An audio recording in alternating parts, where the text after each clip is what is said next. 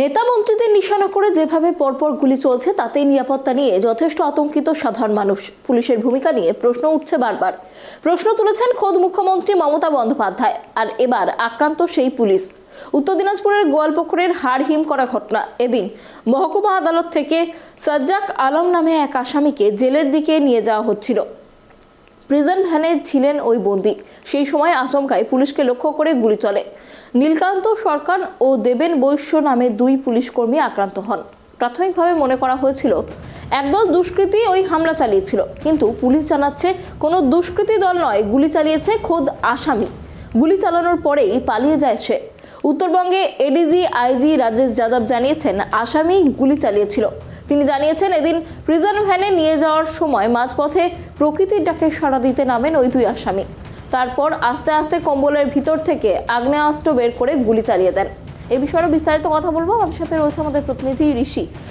ঋষি, দেখো, যেমনটা জানা যাচ্ছে গোয়ালপুকুরে যে হাড় হিম করা ঘটনা ঘটেছে, যাতে দুই পুলিশ অফিসার তারা আহত হয়েছেন বলে জানা যাচ্ছে।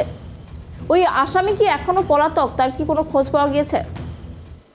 একদমই তোমাকে জানিয়ে দিই যে গতকাল যে পুলিশের উপরে গুলির আক্রমণ হয়েছে, এবং তোমাকে জানিয়ে দিই যে গতকাল কিন্তু রায়গঞ্জ সংশোধনাগার থেকে কিন্তু তিনজন বিচারের দিন আসামিকে কিন্তু নিয়ে আসা হয়েছিল তোমার ইসলামপুর আদালতে। এরপরে কিন্তু দুজন মহিলা আসামি ছিলেন এবং পাশাপাশি একজন পুরুষ আসামি ছিলেন, তাদেরকে কিন্তু নিয়ে আসা হয়েছিল ইসলামপুর জেলা আদালতে। সেখানে কিন্তু এরপরে কিন্তু সেখান থেকে সেই যে আসামি, সেই আসামিকে কিন্তু পুনরায় কিন্তু রায়গঞ্জ সংশোধনাগারে নিয়ে যাওয়া হচ্ছিল।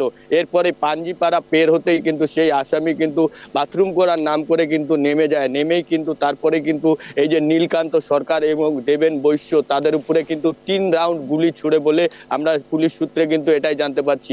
এরপরে সেখান থেকে কিন্তু আশঙ্কাজনক অবস্থায় ইসলামপুর হাসপাতালে নিয়ে আসা হয়। সেখান থেকে তারপরে কিন্তু উত্তরবঙ্গ মেডিকেল কলেজ হাসপাতালে রেফার করা হলে পরবর্তীতে পরিবারের লোকজন ও পুলিশ প্রশাসনের তরফ থেকে কিন্তু শিলিগুড়ির উত্তরায়ণে যে একটি বেসরকারি হাসপাতাল রয়েছে সেখানে কিন্তু নিয়ে আসা হয়েছে। এরপরে কিন্তু উচ্চপদস্থ আধিকারিকরা সেখানে পৌঁছান এবং পাশাপাশি মেডিকেল টিমের পক্ষ থেকে একটি টিম গঠন করা হয় এবং দ্রুত কিন্তু তাদের চিকিৎসা শুরু করেছে হাসপাতাল কর্তৃপক্ষ। তবে তাদের পরিস্থিতি এখন কিন্তু অনেকটাই সুস্থ রয়েছেন, তারা স্থিতিশীল রয়েছেন।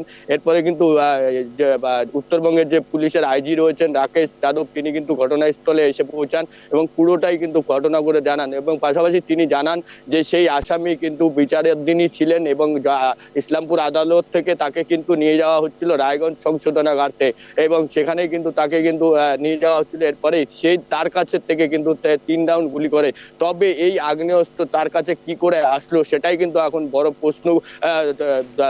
প্রশ্নচিহ্ন কিন্তু রয়েছে পুলিশের কাছে। তবে ইতিমধ্যে কিন্তু পুলিশের আধিকারিকরা কিন্তু তদন্ত শুরু করেছে। তবে মনে করা হচ্ছে সংশোধনাগার থেকেই কি তার কাছে আগ্নেয়াস্ত্র ছিল, নাকি সে ইসলামপুর আদালতে যখন তাকে পেশ করা হচ্ছিল তখন কেউ বা কারা তার কাছে সেই আগ্নেয়াস্ত্র দিয়ে দেয়, এবং মাঝপথেই কিন্তু তার যে চাদর রয়েছে সেই চাদরের ভেতর থেকেই কিন্তু সেই আগ্নেয়াস্ত্র বের হয়ে আসে এবং তাদেরকে গুলি করে কিন্তু সেখান থেকে কিন্তু সে কিন্তু দৌড়ে পালিয়ে যায়। তবে পুলিশ মনে করছে আশেপাশে যে সমস্ত এলাকা রয়েছে সেখানকার সিসিটিভি ফুটেজ ইতিমধ্যে কিন্তু খোঁজ শুরু করেছে সে আসামি কোন দিক দিয়ে পালিয়েছে এবং এর পিছনে আরো কেউ রয়েছে কিনা তাও কিন্তু তদন্ত করে দেখছেন।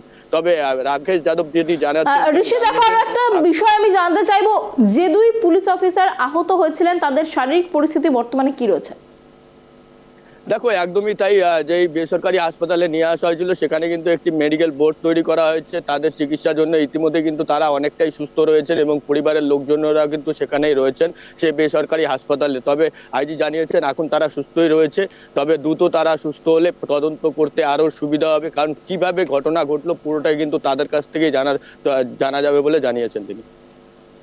অনেক ধন্যবাদ ঋষি আমাদের সঙ্গে থাকার জন্য। আপনাদের আরো একবার জানিয়ে রাখি, গোয়ালপুকুরে হাড় হিম করা ঘটনা।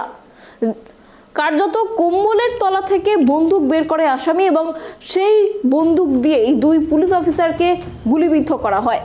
ঘটনাস্থল থেকে পালিয়ে যায় ওই আসামি। ইতিমধ্যেই পলাতক ওই আসামির খোঁজ শুরু হয়েছে। तीन अक्यूज को, 2 लेडी और एक जो मेल अक्यूज है, इनको जो अपना रायगंज करेक्शनल होम से इस्लामपुर कोर्ट में प्रोटेक्शन के लेके आई थी। सर, इस तरह का सर तीसरा हादसा हुआ राज्य में, नॉर्थ बंगाल में तीसरा हादसा है फायरिंग का इंसिडेंट का। तो सर कुछ लगता है कि लॉ एंड ऑर्डर सिचुएशन काफी बिगड़ गया है? सी मैं आपको जो फैक्ट जो है कि ये जो जब लौट रहा था तो सडनली जो अक्यूज है उसी ने सडनली वो कहाँ से उसको आर्म्स मिला, हम लोग उस पर इंक्वायरी कर रहे हैं और he was hiding that weapon inside his blanket.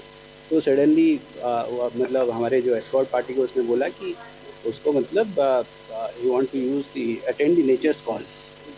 जब वो नीचे उतरा तो उसके बाद सडनली नेचर्स कॉल करने के बहाने उसमें सडनली